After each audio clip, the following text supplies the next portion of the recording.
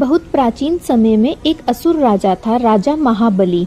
वह राक्षस कुल में जन्मा था, परंतु हृदय से उदार, सत्यवादी और प्रजापालक था।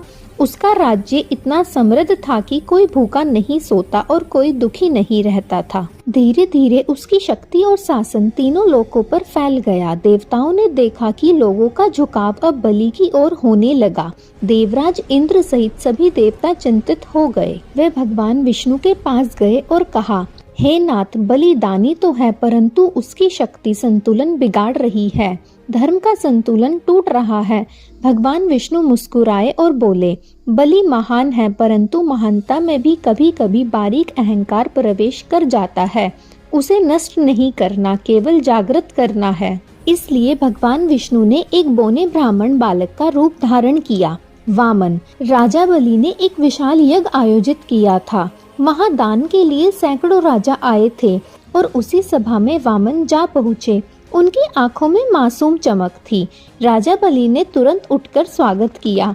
ब्राह्मण कुमार, आप क्या चाहते हैं? सेना, भूमि, गायें, रतन? वामन मुस्कुराए, मुझे तो केवल 3 पग भूमि चाहिए।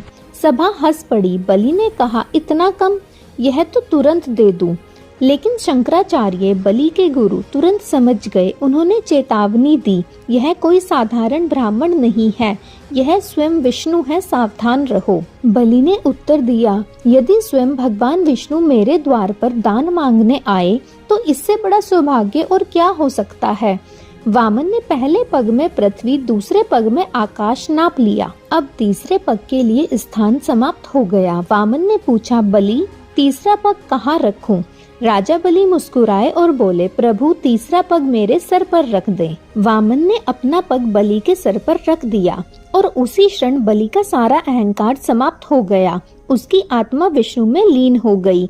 भगवान ने प्रसन्न होकर कहा, तुम अधर्म से नहीं, अपने अत्यधिक अहंकार से हार गए हो, परंतु तुम महान हो, इसलिए मैं तुम्हें पाताल लोक का राजा बनाता हूँ और वहाँ तुम अनंत वैभव के साथ राज्य करोगे। क्या आपको भगवान विष्णु के वामन अवतार और राजा बलि की कहानी के बारे में पहले से पता था? हमें कमेंट करके जरूर बताएं और इसी तरह की कहानियों के बारे में जानने और सुनने के लिए हमारे चैनल को सब्सक्राइब कर दें।